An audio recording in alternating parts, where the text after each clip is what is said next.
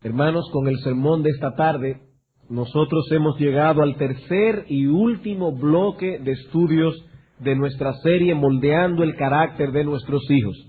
Si nuestros cálculos no nos fallan, eso quiere decir que probablemente en unas 7 tardes más nosotros vamos a concluir esta serie, que ha sido, creo, una de las más largas que se ha predicado en la iglesia durante estos últimos años. Serie que comenzamos, creo que en abril del año pasado. Como ustedes recordarán, nosotros habíamos establecido desde un principio que dividiríamos esta serie de sermones en 3 bloques de estudios. En el primero se establecería la meta que debemos esforzarnos por alcanzar en nuestra tarea de criar a nuestros hijos en el temor del Señor. En el segundo bloque enfocaríamos nuestra atención en el método que debíamos emplear para alcanzar esa meta. Y en el tercer bloque enfocaríamos la manera en que estas cosas debían ser hechas. He aquí entonces las 3 M's que conforman el esquema general de esta serie: meta, método y manera. En la crianza de nuestros hijos, estos 3 asuntos deben ser claramente establecidos. Primero, ¿cuál es la meta que deseamos alcanzar? Como hemos dicho otras veces, si salimos hacia ninguna parte, no importa qué tan decididos y firmes sean nuestros pasos, al final habremos llegado a ninguna parte. En la crianza de nuestros hijos debemos establecer hacia dónde nos dirigimos, qué es exactamente lo que nosotros queremos lograr. Y hemos dicho que en sentido general lo que queremos obtener es hacer a nuestros hijos buenos ciudadanos de 2 reinos: el reino de los hombres y el reino de Dios. En otras palabras, que ellos sepan dar al César lo que es del César y que den a Dios lo que es de Dios.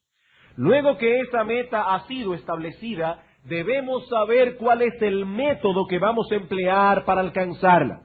No basta con saber cuál es el lugar hacia donde nos dirigimos si no sabemos con certeza cómo podemos llegar allí. Pero el conocer la meta y el método no es suficiente. Ya vimos la meta y el método, pero eso no es suficiente. También debemos conocer la manera. En otras palabras, lo que estamos diciendo es que en la crianza efectiva no solo es importante lo que se hace, sino también la disposición o la actitud que asumimos al hacerlas. Debemos tener una disposición adecuada al criar a nuestros hijos. Y esa disposición adecuada consta de 3 elementos. 3 elementos. En primer lugar, debemos moldear el carácter de nuestros hijos en un clima de amor. En segundo lugar, en un clima de justicia. Y en tercer lugar, con consistencia. Son estos 3 elementos que estaremos tratando en esta última parte de nuestra serie, en los próximos 7 sermones probablemente. Amor, justicia y consistencia. Esos 3 elementos deben estar presentes en todo lo que hacemos en nuestro esfuerzo por criar a nuestros hijos en la disciplina y amonestación del Señor.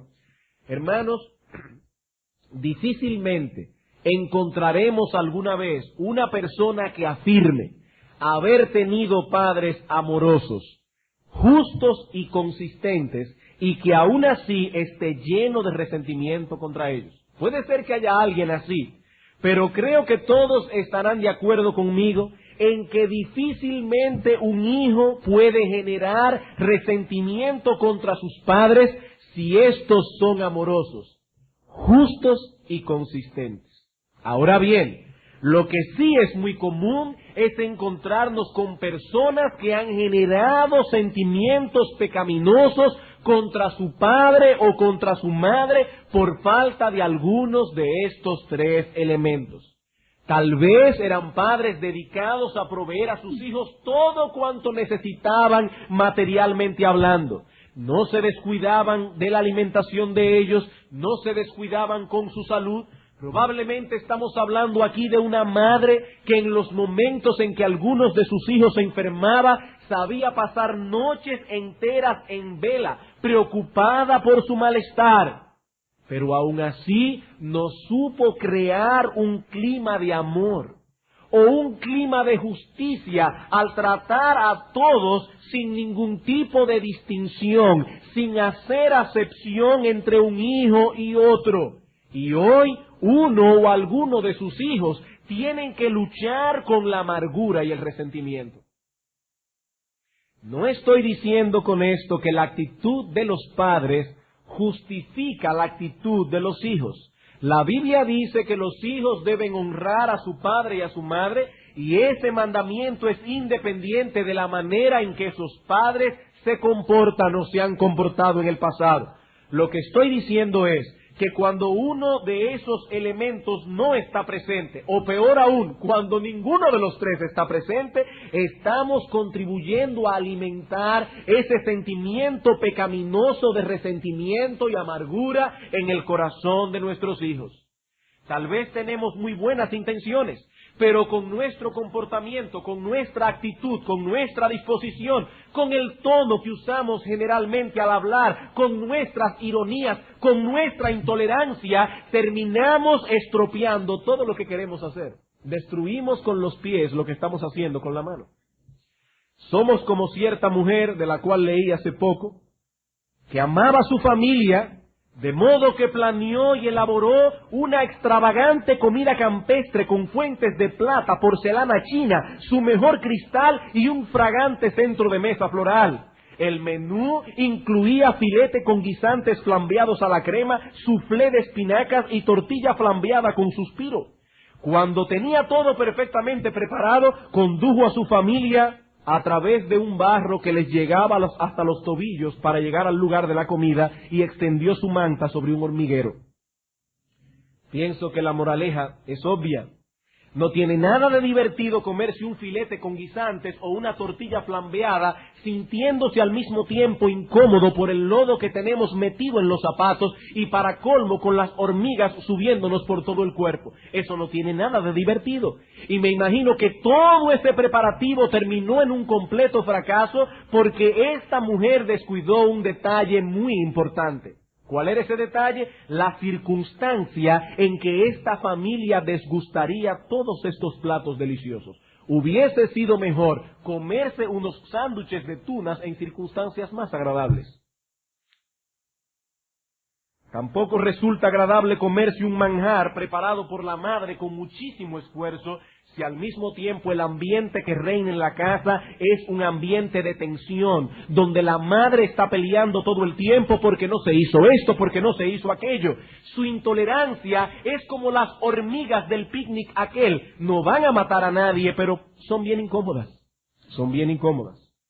Hermanos, la manera o disposición que asumimos al tratar con nuestros hijos es tan importante como la meta hacia la cual pretendemos llegar o como el método que estamos empleando para lograrlo. La manera es tan importante como lo otro.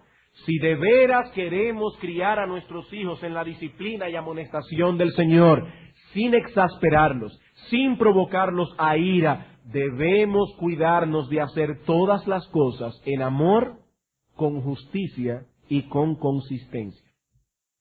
Y en la tarde de hoy vamos a comenzar a tratar con el primero de estos tres elementos. Debemos criar a nuestros hijos en un clima de amor y aceptación. Y para introducir este tema quisiera ir con ustedes rápidamente, o quizás no tan rápidamente, sobre dos textos claves de la palabra de Dios que hablan de este asunto. Uno en el Antiguo Testamento y el otro en el Nuevo Testamento. Vamos a Proverbios capítulo 3. Proverbios capítulo 3 y vamos a leer los versículos 1 al 12. Hijo mío, no te olvides de mi ley, y tu corazón guarde mis mandamientos, porque largura de días y años de vida y paz te aumentarán. Nunca se aparten de ti la misericordia y la verdad. Átalas a tu cuello, escríbelas en la tabla de tu corazón, y hallarás gracia y buena opinión ante los ojos de Dios y de los hombres. Fíate de Jehová de todo tu corazón, y no te apoyes en tu propia prudencia. Reconócelo en todos tus caminos, y Él enderezará tus veredas. No seas sabio en tu propia opinión. Teme a Jehová y apártate del mal, porque será medicina a tu cuerpo y refrigerio para tus huesos. Honra a Jehová con tus bienes, y con las primicias de todos tus frutos, y serán llenos tus graneros con abundancia, y tus lagares rebosarán de mosto. No menosprecies, hijo mío, el castigo de Jehová, ni te fatigues de su corrección, porque Jehová al que ama castiga, como el padre al hijo a quien quiere. Los que tienen la versión de las Américas notarán allí que dice, como el padre al hijo en quien se deleita, y esa es la traducción más literal que podemos dar de esa expresión hebrea. Hermanos, este texto contiene 5 directrices específicas que no las vamos a detallar porque están claras en el texto, que este padre piadoso está tratando de inculcar en la mente y el corazón de su hijo. Y cada una de estas directrices va acompañada con alguna promesa de bendición. En los versículos 1 y 2 se le promete largura de días y años de vida. En los versículos 3 y 4 se promete el favor de Dios y de los hombres. En los versículos 5 y 6 se le promete dirección divina. En los versículos 7 y 8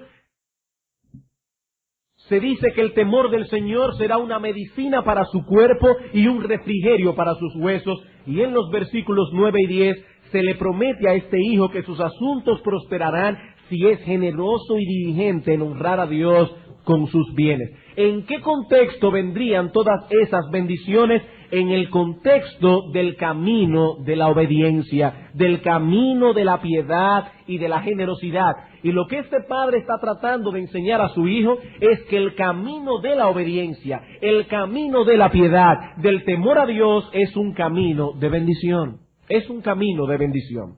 No obstante, debemos aclarar que esas bendiciones prometidas en los versículos 1 al 10 no vendrán ipso facto sobre la vida de aquellos que se esfuerzan por obedecer a Dios.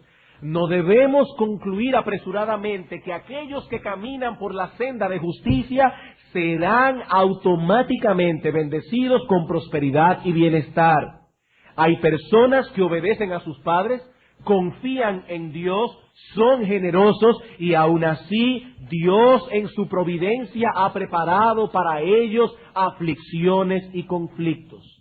Salomón sabía eso y por tal razón da el balance apropiado a su hijo en los versículos 11 y 12. No menosprecies, hijo mío, en medio de todas las bendiciones que ha venido hablando en los versículos 1 al 10, no menosprecies, hijo mío, el castigo de Jehová, ni te fatigues de su corrección, porque Jehová al que ama castiga, como el padre al hijo en quien se deleita. Hijo mío, en la providencia de Dios te puedes ver envuelto en un período de aflicción, como le sucedió a Job, y cuando llegue ese momento, no tomes esa corrección con ligereza. No la menosprecies, ni tampoco te fatigues bajo la vara divina.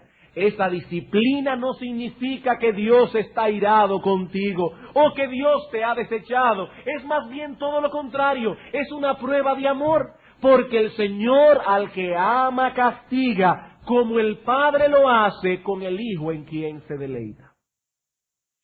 Hay momentos en que los hijos de Dios están caminando por sendas de justicia y aún así vienen sobre sus vidas aflicciones y conflictos.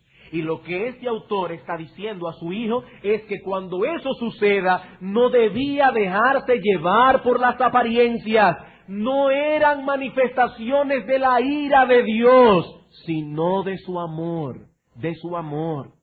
El Señor hace eso con los hijos que ama. Alguien puede estar preguntándose, pero pastor, ¿qué tiene todo esto que ver con la crianza de nuestros hijos? Noten el versículo 12. Salomón asume que eso es lo mismo que hace todo padre que se deleita en sus hijos.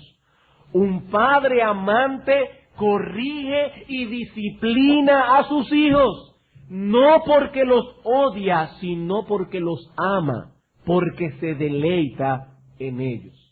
No es placentero ni deleitoso ser reprendido o amonestado, pero es para nuestro bien. Muchas veces necesitaremos ser corregidos. Y si tenemos a nuestro lado personas que realmente nos aman, estos serán responsables en llevar a cabo esa desagradable pero beneficiosa tarea. Si nos aman, no nos darán lo que queremos, sino lo que necesitamos, lo que ellos saben que es lo mejor para nosotros. Dios sabía que Job necesitaba pasar por todas las aflicciones que pasó. Dios sabía que era necesario para él perder todos sus hijos y perder todos sus bienes. Y como Dios amaba a Job y se deleitaba en él, Dios no impidió que esas desgracias cayeran sobre él. Dios no lo impidió.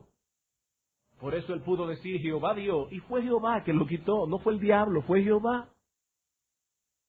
Todo padre que realmente ama a sus hijos se empeñará en darles lo que necesitan, lo que es mejor para ellos y no simplemente lo que sus hijos quieren. Niños, escuchen. Tal vez ustedes desean comer helados todos los días, o ver televisión todos los días, o no tener que comer nunca más vegetales, que nunca más haya que comer zanahoria, que nunca más haya que comer remolacha. Pero sus padres saben que eso no es lo mejor, y porque los aman no les dan lo que ustedes desean, sino más bien lo que ellos saben que es bueno para vosotros, aun cuando ustedes no quieran tal cosa. Y cuando ustedes sean grandes y se casen y tengan hijos, ustedes también obligarán a sus hijos a comer vegetales, y ustedes tampoco le darán helados todos los días. Ustedes harán exactamente lo mismo. Como este padre se deleita en sus hijos, no procura para ellos ningún mal. Esa es la actitud que Dios espera que un padre piadoso tenga hacia sus hijos, una actitud o disposición de deleite. La palabra hebrea que la Biblia de las Américas traduce deleite quiere decir literalmente estar agradado. Es lo opuesto a rechazar o disgustarse. Esa es la palabra hebrea que aparece en el Salmo 119, versículo 108, donde el salmista dice a Dios, te ruego, oh Jehová, que te sean agradables los sacrificios voluntarios de mi boca, que te sean deleitosos. También aparece en Isaías 42, versículo 1, donde el Señor dice acerca del Mesías, he aquí mi siervo, mi escogido, en quien mi alma tiene contentamiento. Deleitarse en un hijo es lo mismo que estar agradado con él, es tener contentamiento en él. Algo que nos llama la atención del texto de Proverbios es que no se está hablando allí del deleite de la madre, sino del deleite del padre. La relación de los padres con los hijos debe estar envuelta en un clima de aceptación, no de rechazo, en un clima de agrado, no de fastidio. El otro texto que nos va a servir de base en esta noche es Tito capítulo 2, versículo 3 al 5. Tito capítulo 2, versículos 3 al 5. Mientras el texto de Proverbio enfocaba específicamente a los padres, en Tito 2 se enfoca primariamente a las madres. Y la demanda es la misma. Debemos tener hacia nuestros hijos una disposición de amor, de deleite, de agrado y de aceptación. Tito capítulo 2, versículos 3 al 5. Las ancianas asimismo sean reverentes en su porte, no calumniadoras, no esclavas del vino, maestras del bien. Ahora noten, que enseñen a las mujeres jóvenes a amar a sus maridos y a sus hijos, a ser prudentes, castas, cuidadosas de su casa, buenas, sujetas a sus maridos, para que la palabra de Dios no sea blasfemada. Yo no sé a ustedes, pero realmente esto puede sonar extraño a algunas personas. Puede sonar extraño. Pablo está diciendo aquí que las madres, que nosotros suponemos que tienen un instinto maternal, que nadie tiene que enseñárselo. Dice aquí que a las madres hay que entrenarlas para amar a sus hijos. Hay que entrenarlas, hay que enseñarles eso. Las hermanas de más experiencia en la iglesia, escuchen bien, hermanas mayores, y escuchen bien también, hermanas no tan mayores, pero que tienen más tiempo en la fe que otras. Las hermanas de más experiencia en la iglesia deben ser un modelo en ese sentido. Deben ser maestras a las más jóvenes, ya sea a través de su conducta. Hay hermanas que no tienen esa capacidad de hablar y de expresar sus ideas, pero las hermanas más jóvenes ven cómo ellas se comportan, o a través de sus consejos, pero deben enseñar a las más jóvenes a amar, no solo a sus maridos, sino también a sus hijos. ¿Saben por qué? Porque el amor del que se está hablando aquí no es un mero sentimentalismo, ni tampoco es un amor movido por el instinto maternal. Se trata más bien de una conducta aprendida, una conducta basada en los principios contenidos en la palabra de Dios.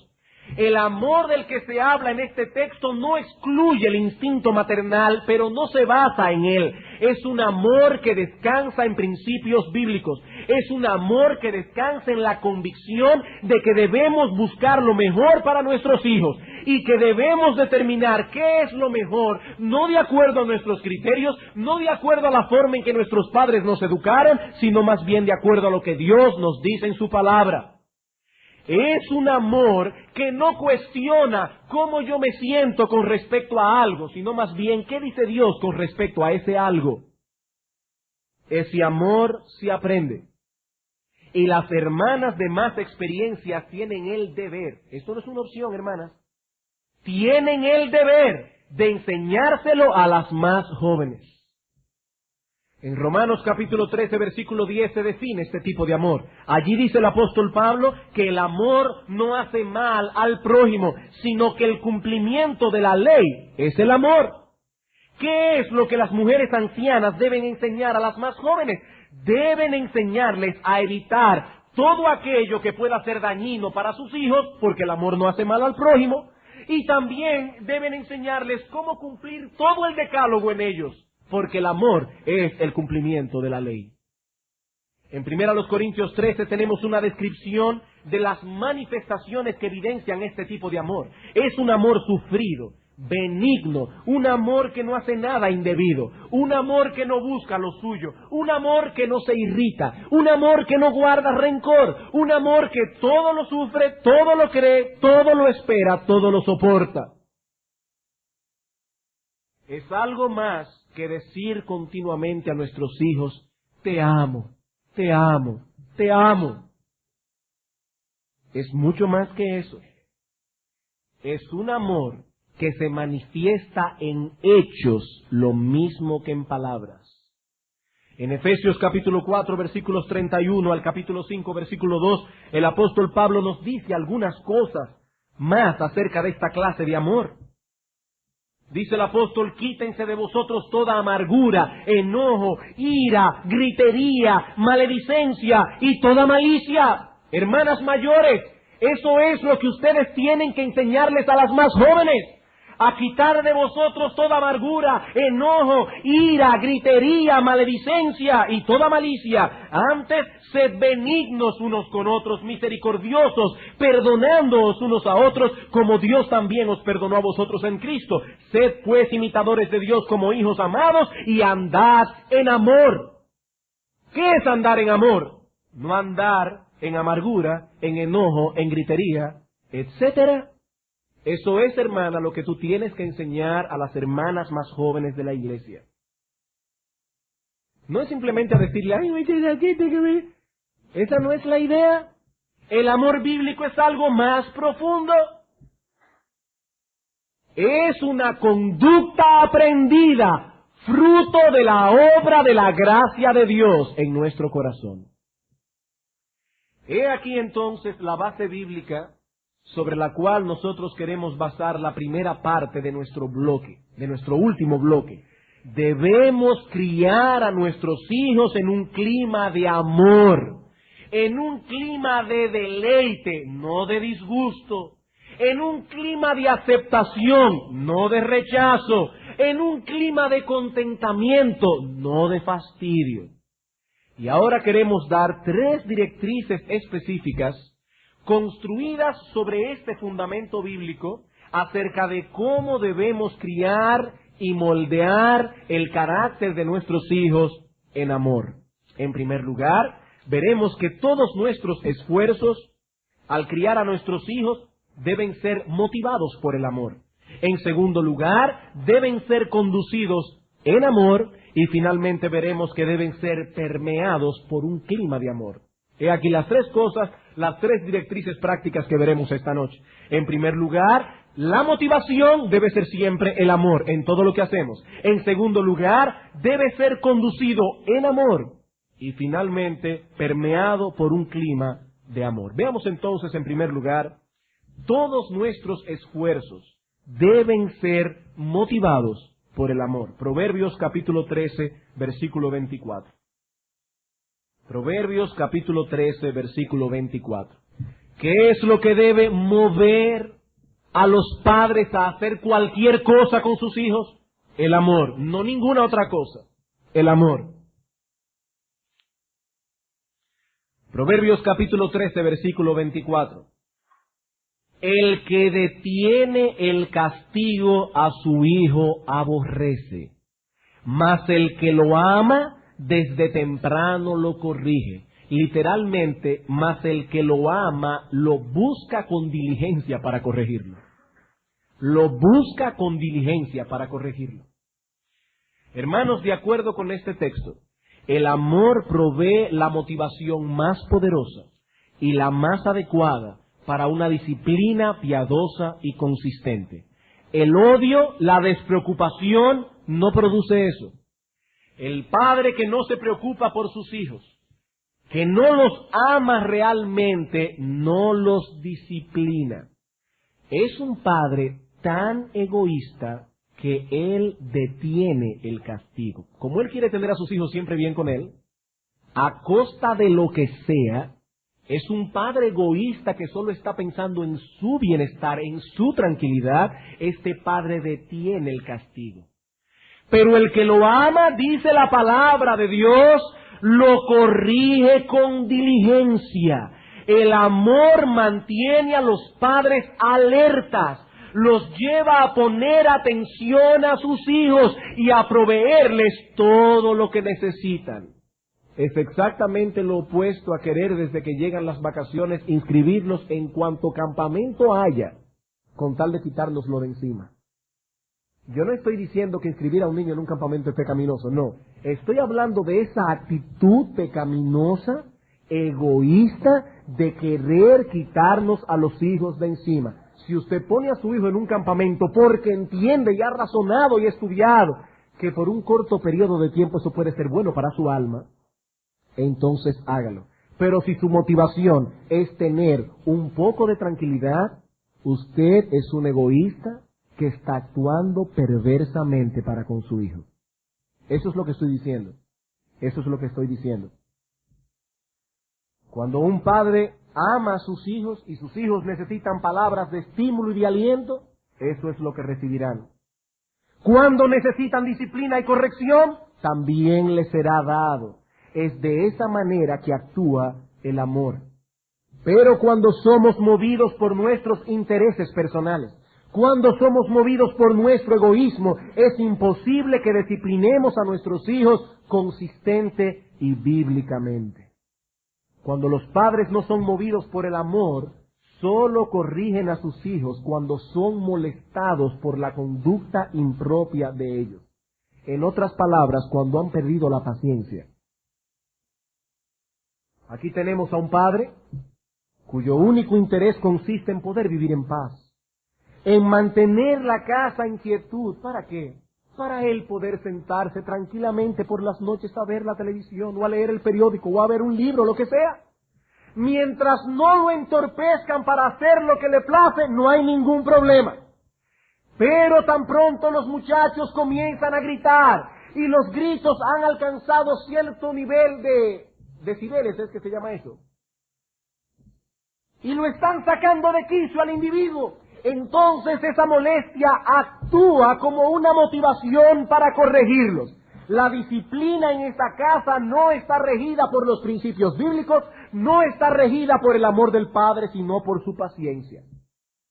Si la paciencia es poca, constantemente ese padre estará gritando y corrigiendo a los hijos por cualquier cosa, aún por aquellas cosas que no son pecaminosas en sí mismas, sino más bien torpezas propias de niños pequeños, como por ejemplo derramar un vaso de agua en la mesa. No fue de maldad que lo hizo, son torpezas propias de un niño pequeño. Pero el individuo no tiene mucha paciencia. Si por el contrario la paciencia es mucha, y hay personas que parecen tener una paciencia infinita, prácticamente no existe en esas casas ninguna corrección. Ninguna corrección. El niño tiene 15 o 20 minutos insistiendo y lloriqueando por una cosa, jalando en los pantalones de la mamá. 15 o 20 minutos. Y la madre no parece estar molesta por el asunto. Tiene una paciencia infinita. Los demás que están allí quisieran enviar al niño a dar una vuelta por Samaná, pero la madre no parece estar enterada siquiera que los gritos de su hijo están molestando a todo el mundo. Ella tiene una paciencia de elefante. Hermanos, si amamos a nuestros hijos, no podemos hacer de nuestra paciencia el parámetro para corregirlo. Aunque sospecho que lo que parece una paciencia infinita, en la mayoría de los casos no es más que indolencia. Indolencia. Yo no sé cómo un padre puede aguantar, no solamente porque no es bíblico, y eso es pecaminoso aguantarlo, pero yo no sé cómo lo aguantan emocionalmente. A un muchachito lloriqueando y haciendo una rabieta por algo. Y hermanos, hay padres de la iglesia que toleran eso con sus hijos. Un niño no tiene derecho a hacer rabieta, eso es una rebeldía. Eso es una rebeldía. Cuando usted le dice a un hijo suyo, váyase a bañar, y el niño no se quiere ir a bañar, y como usted coge al niño y le dice, no, espérate, tú tienes derecho, tú puedes decir, papá, y puedo apelar, pero no de esa manera, así que ven ahora, quítate los pantalones y vamos a resolver. Y ahora vete a bañar después que usted lo calentó. Él no tiene derecho a lloriquear. Él no tiene derecho a hacer rabieta. Eso es una rebeldía contra la autoridad paterna. Los niños deben aprender a no reaccionar de ese modo. Deben aprender a no reaccionar de ese modo. Y si nosotros amamos a nuestros hijos, debemos hacer todo aquello que es para el bienestar de ellos, no motivado por nuestra paciencia. No es la falta de paciencia lo que debe movernos a actuar. Tampoco debemos ser motivados por la opinión de los demás, porque entonces corregiremos a nuestros hijos únicamente cuando su conducta nos expone y nos avergüenza delante de otros. A la larga, no estamos cuidando el alma de nuestros hijos, sino más bien nuestra reputación. Eso no es amar a nuestros hijos, eso es amarnos a nosotros mismos. Eso es amar nuestra reputación. Los que aman a sus hijos están preocupados por el bienestar espiritual de ellos. Están preocupados por moldear su carácter conforme al patrón de piedad revelado en las Escrituras. Así que lo primero que debemos tener en cuenta es esto. Todos nuestros esfuerzos deben ser motivados por el amor. ¿Por qué hicimos esto en vez de lo otro? Porque amamos a nuestros hijos y entendíamos que era lo mejor. No porque estábamos fastidiados de nuestros hijos, no porque estábamos hartos de ellos, no porque necesitábamos un momento de tranquilidad y lo mandaron de la abuela. No, hermanos, eso es pecaminoso. No debemos hacer nada por nuestros hijos que no sea movido por una consideración consciente de que eso es lo mejor. Ah, pero pastor, una madre también tiene derechos. No, hermana, lo siento, no, eso no está en la Biblia. Eso no está en la Biblia. La Biblia dice, el que ama su vida la perderá.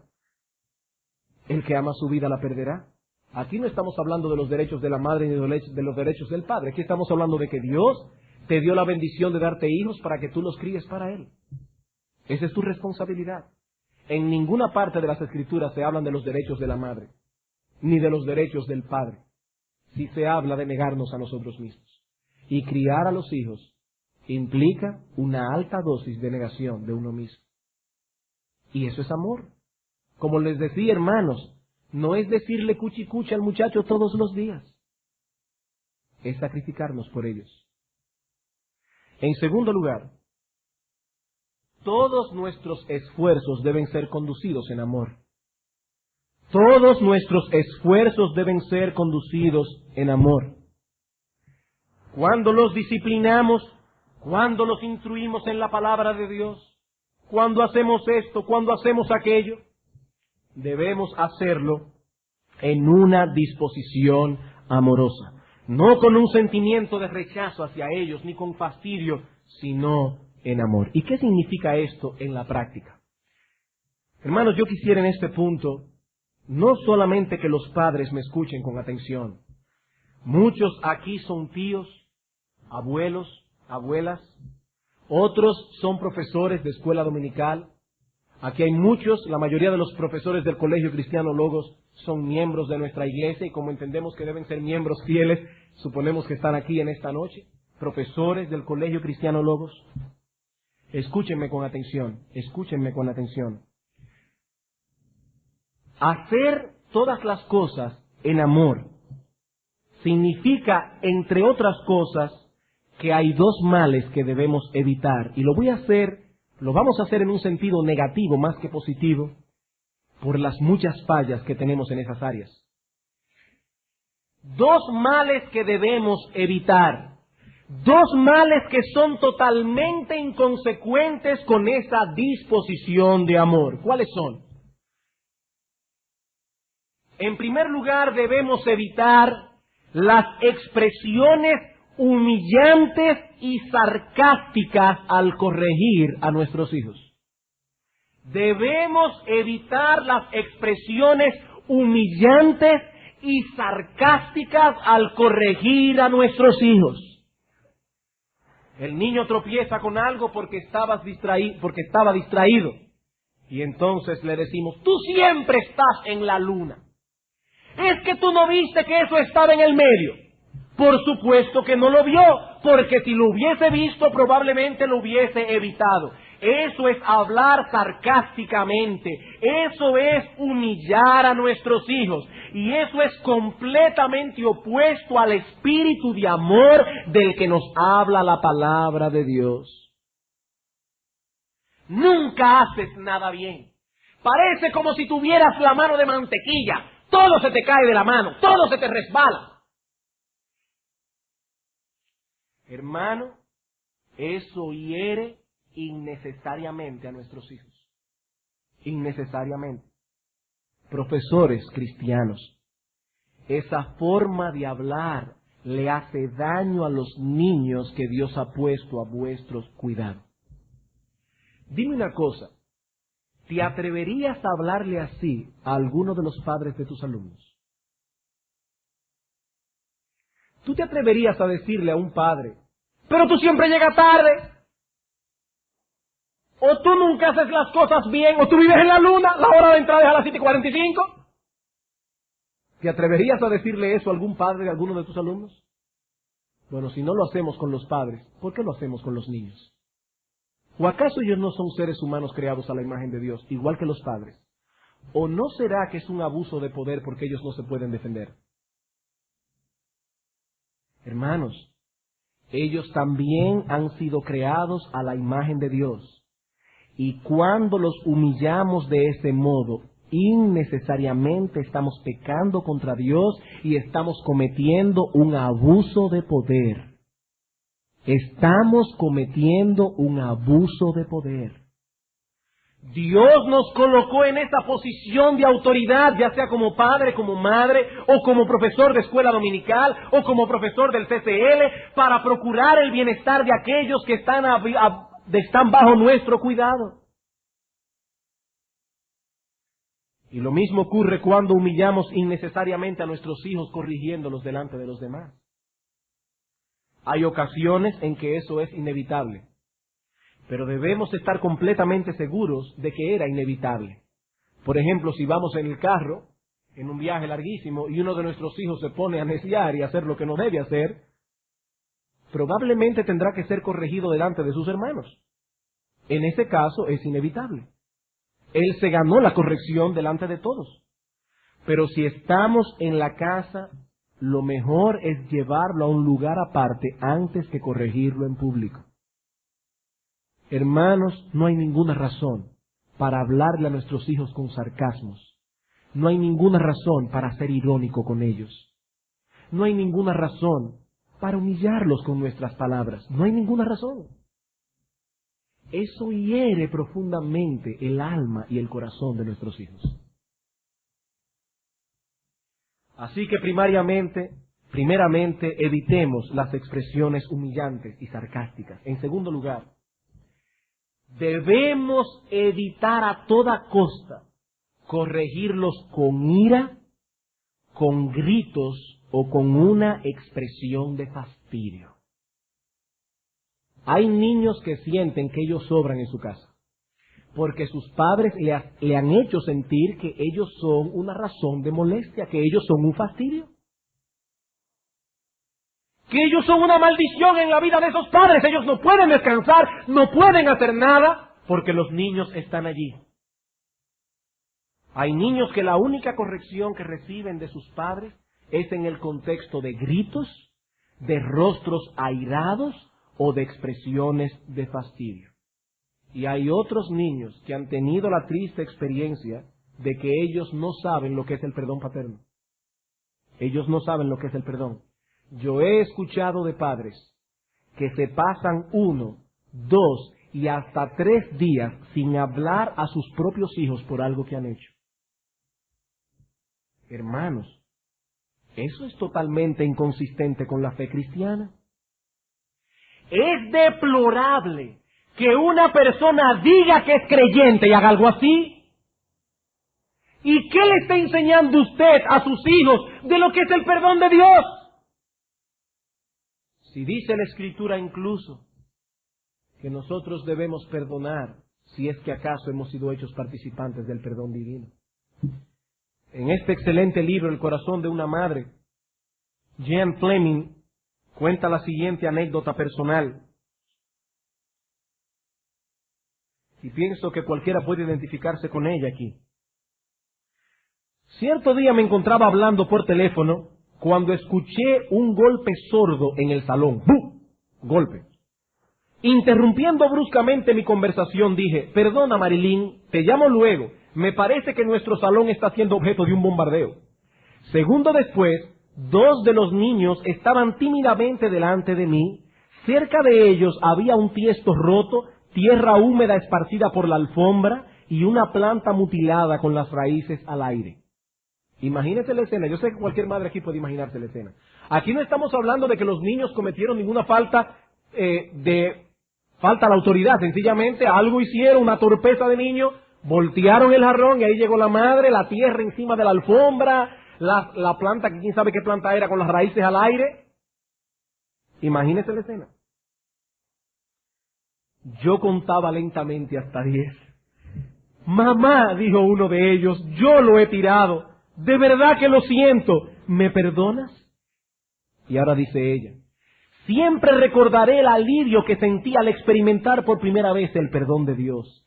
Él borró mis antecedentes y me dio un nuevo comienzo. Y ahora uno de mis hijos se encontraba delante de mí pidiéndome que le concediera empezar otra vez.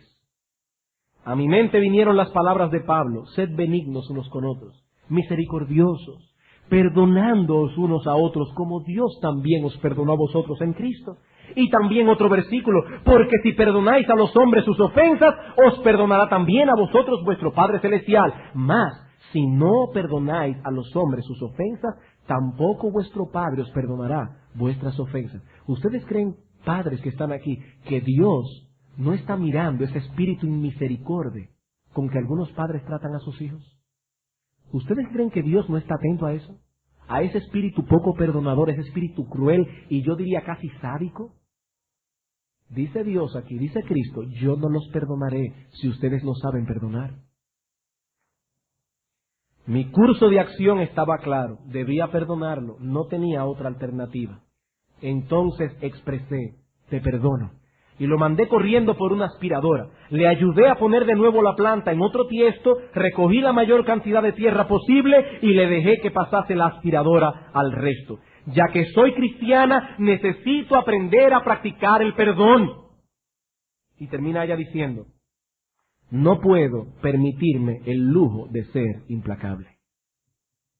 No puedo permitirme el lujo de ser implacable. Hermano, ¿qué piensan tus hijos de ti? que eres una persona misericordiosa o piensas que tú eres una persona implacable? Una persona que no pasa una. ¿Qué piensan tus hijos de ti? Hermanos, yo no estoy diciendo que debemos ser ligeros al tratar con los pecados de nuestros hijos. Hay momentos en que nuestros hijos deben saber que no estamos agradados con lo que han hecho. Ellos deben saberlo. No vamos a hacer como aquella madre de paciencia infinita que es casi una indolencia, no. Pero eso no tiene que ser expresado a través de gritos. Eso no tiene que ser expresado a través de palabras irónicas. Ni mucho menos con un espíritu implacable que no conoce el perdón. ¡Mira lo que has hecho! ¡Yo me paso el día entero bregando en esta casa! No es corrigiendo al muchacho, es hacerlo sentir peor y peor. Es agarrarle la herida y abrirse, de echarle vinagre y sal. A ver si el muchacho se muere de un infarto por lo que ha hecho. Hermanos, eso no es corregir a un niño, eso es ser implacable. Eso es no tener misericordia. Ay, si Dios nos tratara de esa manera, hace rato que estaríamos friéndonos en el infierno. Mira el pecado que has cometido después que Jesucristo pagó por ellos en la cruz. Tú sabes lo que pasó al Hijo de Dios. Ay, hermanos, estaríamos friéndonos en el infierno. Pero gracias a Dios que Dios no es así. Gracias a Dios que Él no es como nosotros. Hermanos, eso es inconsistente con la disposición amorosa de la que hemos estado hablando. Una cosa es mostrar dolor por el pecado cometido. Mi amor, yo no estoy agradado contigo. Lo que tú has hecho me ha dolido en el corazón y por eso debo pegarte. No vamos a tratar el pecado de nuestros hijos a la ligera. Pero otra cosa muy distinta es manifestar falta de misericordia y peor aún falta de dominio propio. Hermanos, pidamos continuamente a Dios en oración que nos dé de su gracia para que podamos mantener a raya nuestras pasiones, para que podamos criar a nuestros hijos en un clima de amor. Y lo triste de todo esto es que cuando no hacemos las cosas como debemos hacerlas, no solo estamos haciendo daño a nuestros hijos, sino que probablemente le haremos daño también a nuestros nietos que quizás ni siquiera han nacido. Porque nuestros hijos muchas veces, sin darse cuenta siquiera, reproducen el mismo patrón malvado y pecaminoso que nosotros pusimos delante de ellos.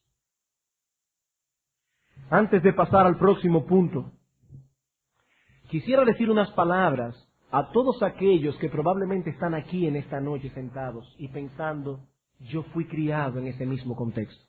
Yo fui criado en un contexto de ira, de pleitos, griterías, un espíritu inmisericordia, palabras abusivas, palabras sarcásticas, iras descontroladas. Hermano, si tú profesas ser cristiano, el hecho de que tú hayas sido criado en medio de tales circunstancias no es un permiso para repetir ese mismo patrón. No es un permiso. Considera por un momento el ejemplo de Saúl y Jonatán.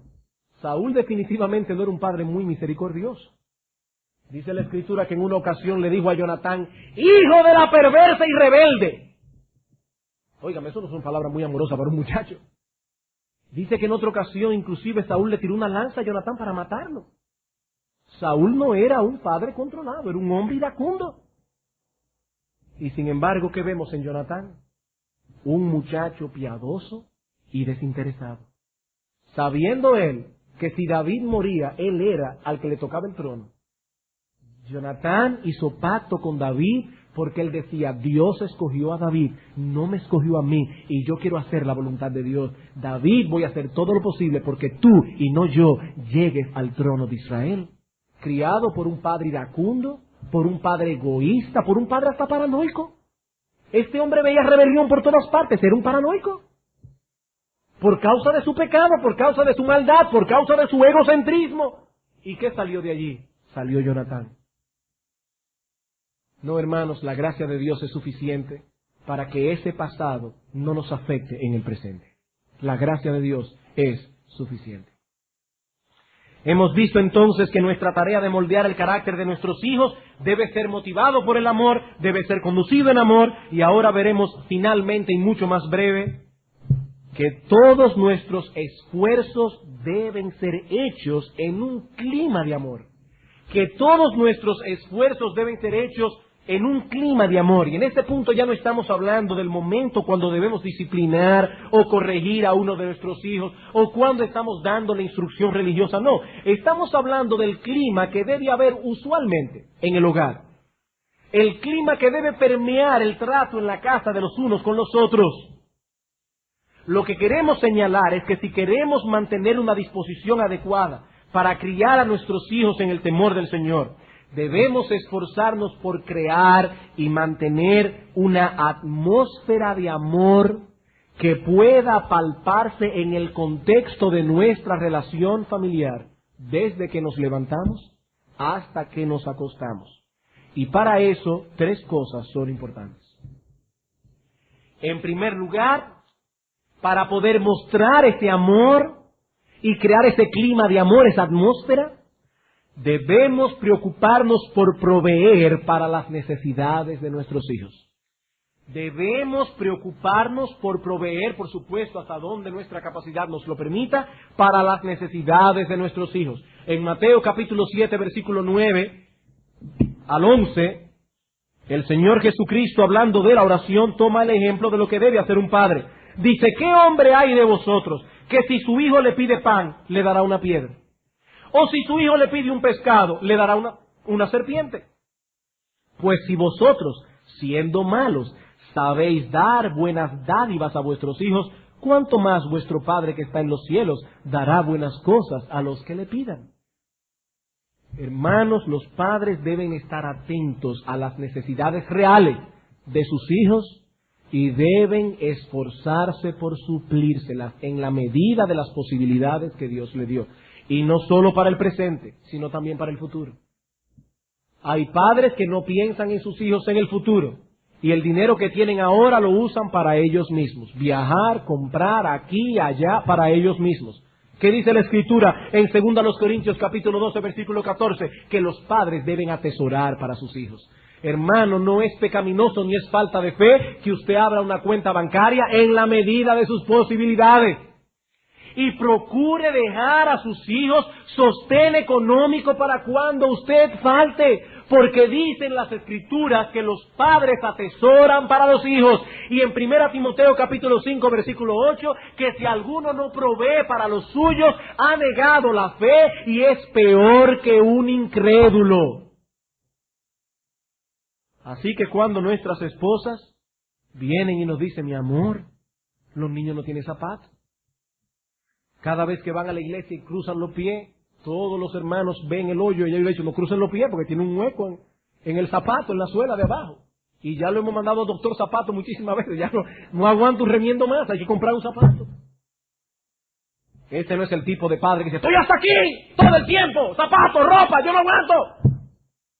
No, hermanos, ese padre dice, bueno, vamos a orar y vamos a ver en el presupuesto. Hay padres que dan, pero con un sentimiento de fastidio en el corazón. En otras palabras, cuando sus hijos piden pan, le dan pan, pero con una piedra en el corazón. No es darle pan, pero con el pan en el alma. No hacerle sentir a los hijos que son una carga insoportable. No, hermanos, no. Y nuestros hijos entienden que los amamos cuando nosotros nos esforzamos por proveerles para las necesidades de ellos. En segundo lugar, debemos preocuparnos por dirigirnos a ellos con ternura paternal. Ay, pastor, es que yo soy muy seco, es que yo soy muy seca, a mí no me cargaron cuando yo estaba chiquito. Hermano, hermana, el modelo nuestro es Dios. Y noten la ternura con que Dios trata a su Hijo Jesucristo. Lucas capítulo 3, versículo 22. Y descendió en el momento del bautismo, descendió el Espíritu Santo sobre él en forma corporal como paloma. Y vino una voz del cielo que decía, tú eres mi Hijo amado, en ti tengo complacencia. Ese es Dios el Padre hablando a Dios el Hijo. Hay padres que creen que no se les debe hablar a los hijos varones de ese modo, porque eso no es masculino. Eso deben ser las madres que hagan eso con las hembritas. Pero ¿cómo va a ser que un padre le habla a su hijo de esa manera? Hermanos, oigan a Dios el Padre, hablándole a Dios el Hijo. Tú eres mi hijo amado, en ti yo tengo complacencia, en ti yo me deleito, hijo mío. Y Dios debe ser nuestro modelo. Dios debe ser nuestro modelo. Hermano, abrace a sus hijos. Hermano, exprésele a sus hijos cuáles son aquellas cosas que usted aprecia de ellos. Mi amor, gracias por haberme traído las chancletas. Gracias porque tú eres una hija tan cariñosa. Gracias, mi amor, porque tú haces mi vida feliz. Porque eres una persona sensible. Gracias. Gracias por haberte esforzado en las matemáticas, cuando yo sé que esa no es tu materia favorita, pero te esforzaste y alegras mi corazón, mi hija, estoy orgullosa de ti.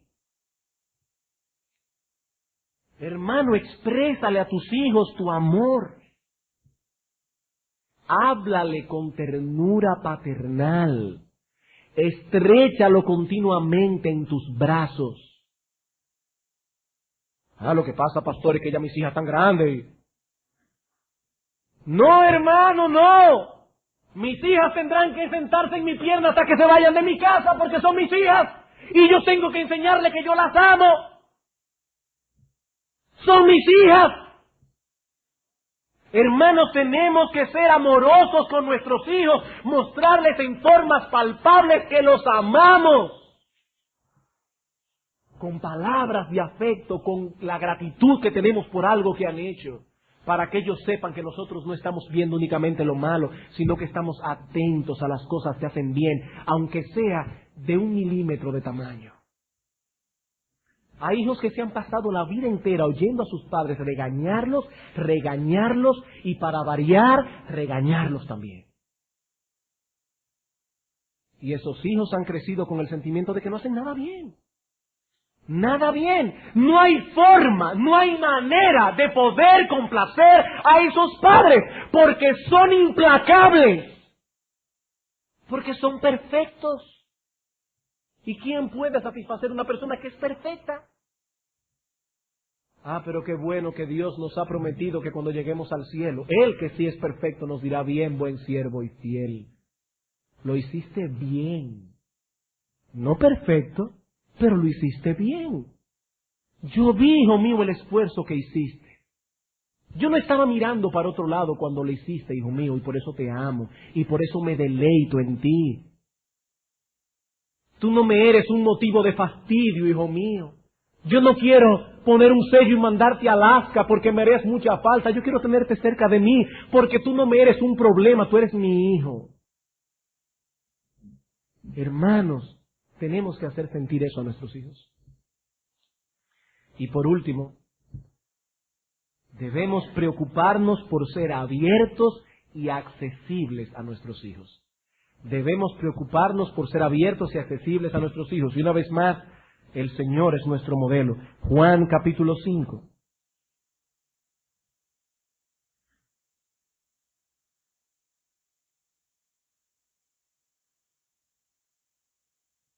Versículo 19 al 20. Respondió entonces Jesús y les dijo: de cierto os digo, no puede el Hijo hacer nada por sí mismo, sino lo que ve hacer al Padre.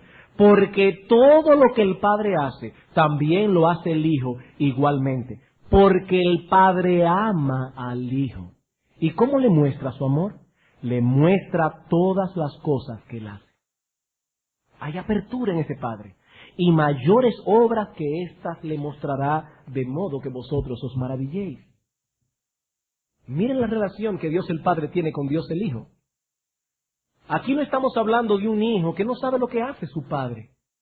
De un hijo para quien su padre es un completo extraño. Porque solamente lo ve salir por la casa por la mañana, lo ve llegar al mediodía, casi ni habla en la comida, vuelve en la tarde a las 6 de la tarde, no se sienta a jugar con sus hijos porque él tiene cosas muy importantes que hacer. No, hermanos.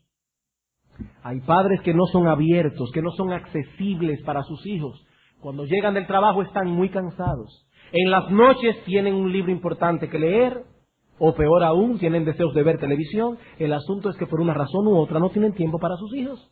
No tienen tiempo. Pensamos que sus conversaciones no son importantes. Y nosotros tenemos cosas muy importantes en las que pensar, como por ejemplo, cómo podemos hacer más dinero. Oye, ¿qué cosa más importante? ¿Cómo podemos tener un carro más grande? Y la hermana, ¿cómo poner una cortina nueva? ¿Cómo poner un adorno por aquí? ¿Cómo poner? La casa es un figurín, la casa. Y los hijos locos, hambrientos, porque le presten un poquito de atención. Quisiera concluir con una cita más del libro El corazón de una madre. Es una paráfrasis que Jan Fleming hace de 1 Corintios 13. Escuchen esto con atención. Si mantengo mi casa inmaculadamente limpia y todos me envidian por mi decoración interior, pero no manifiesto amor a mi familia, solo soy un ama de casa más. Si estoy haciendo continuamente cosas hermosas, labores, arte, macramé, si siempre estoy atractiva y hablo inteligentemente, pero no me muestro amorosa con mi familia, nada soy. Yo no valgo para nada. Si estoy ocupada con asuntos de la comunidad, enseño en la escuela dominical, llevo a otros en mi automóvil, y todo el mundo dice, ¿qué hermana más servicial? Pero no doy un amor adecuado a mi familia, de nada me sirve. De nada. Cuando lleguemos al cielo nos vamos a sorprender cuando Dios nos diga, eso no te sirvió de nada. Ninguno de los macramés que tú hiciste, ninguna de las decoraciones que hiciste en tu casa, eso no cuenta para nada. No te voy a dar un premio, hija mía, por haber decorado tu jardín. El amor cambia pañales y ata zapatos, y esto vez tras vez.